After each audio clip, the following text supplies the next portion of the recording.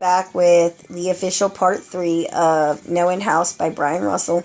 And now we are going to part 2 of chapter 3, basically. The girl stood up and brushed her hair out of her face. For some reason, even taking how terrifying she should be to David, there was something oddly normal about the girl. She had shoulder-length brown hair and was skinny as a rail with a few specks of freckles across her nose and cheeks. Even her clothes could have been found in any store. Black tank top and jeans, tucked into black red boots. She was older than he first thought, as well. Closer to 16. If she even had an age.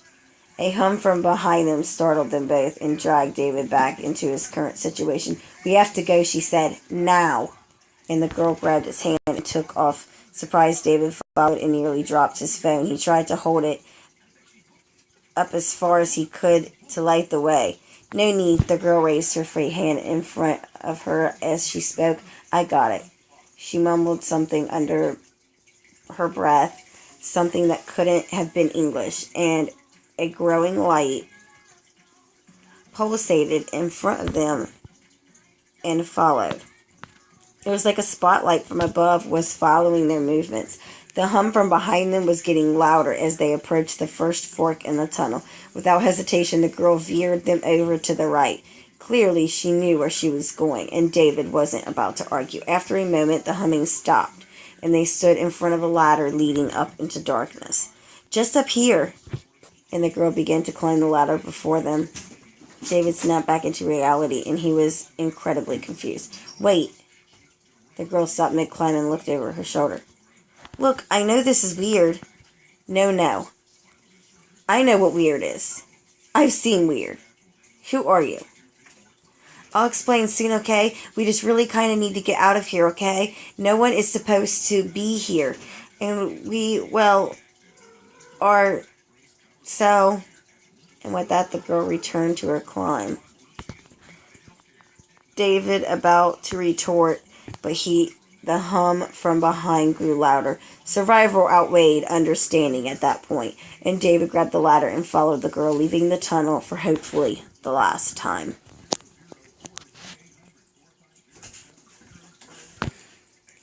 The ladder led the pair into an empty room. It almost looked like a huge broom closet. A few scattered buckets and mops were lining the walls.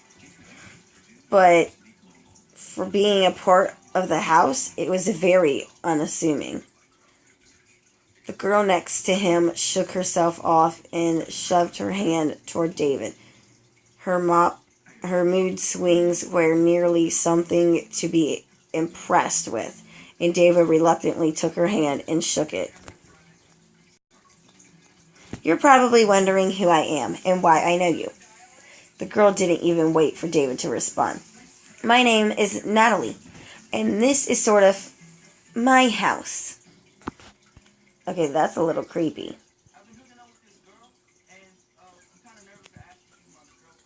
"What are you talking about? How is this your house? This fucking place is your house?" I know, but you have to understand what happened.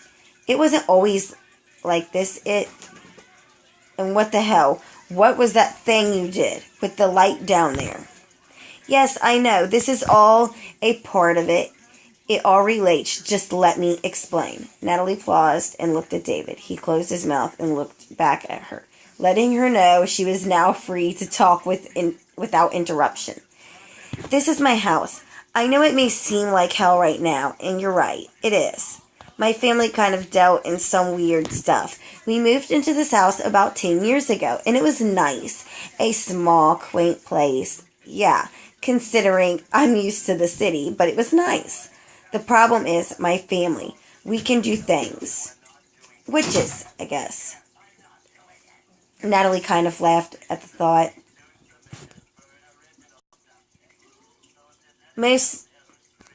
Mostly just parlor tricks, like that light show you saw in the tunnels. But some of us, like my brother, took it a bit too far. He started to mess with some dark dealings, demons and summoning and the like. I mean, summoning isn't always bad. I can summon a cat, for instance, which is kind of cute, but what my brother dealt with was far worse. We would try and tell him to end it, but the power was kind of getting to him. Peter was never one to listen to reason. Peter, the idea was circling David's head, and he wasn't quite ready to accept it. Peter had been his friend for years, he thought. This one night, 7 years ago, my brother... Oh my god, this phone is so stupid. This one night, 7 years ago, my brother took it too far. Summoning demons for a few minutes here and there wasn't enough for him anymore. He needed more. We would ask him why he was so obsessed with all this. He would only respond by asking, why not? What happened over the few next nights, it's kind of hard to talk about, even with her blacked out eyes. Oh my god, this phone is so stupid. Sorry about the phone difficulty. Even with her blacked out eyes, David could tell this memory really pained the young girl. All of this hell, was because of her brother, his friend. It seemed to David that the girl was just as much a prisoner as he was.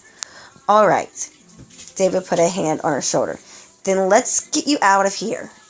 David took a look at his surroundings. His heart jumped slightly as he glanced around. Aside from the hatch in the door they just entered through, there wasn't any other exit, just smooth cement walls.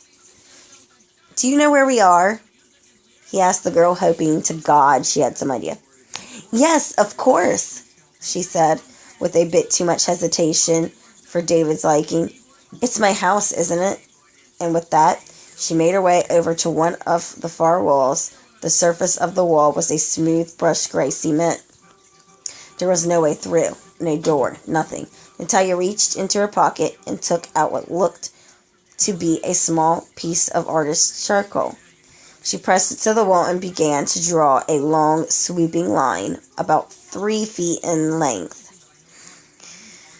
Line after line followed, and David watched in awe as the girl stood back and admired her work. David had never seen anything like it outside of fantasy movies. It was like yin-yang mixed with a pentagram mixed with a child's doodle. Natalie placed the charcoal back into her pocket and ran her fingers through her hair. After a moment of silence, she raised her hand and placed her right palm against the symbol, resting 2 fingers against her temple with the other. At first, David thought she was speaking to him, but then realized that she was chanting her weird language again. Soon the symbol looked to be vibrating, and David watched on as it began to steadily glow a deep purple. Natalie smiled to herself as she felt the wall shake before it split in 2. I've always loved doing that. And that is it for part 2. Hopefully they will create new of this book and I'll get to read more because this is actually very interesting. But we will be back hopefully with either this or another book.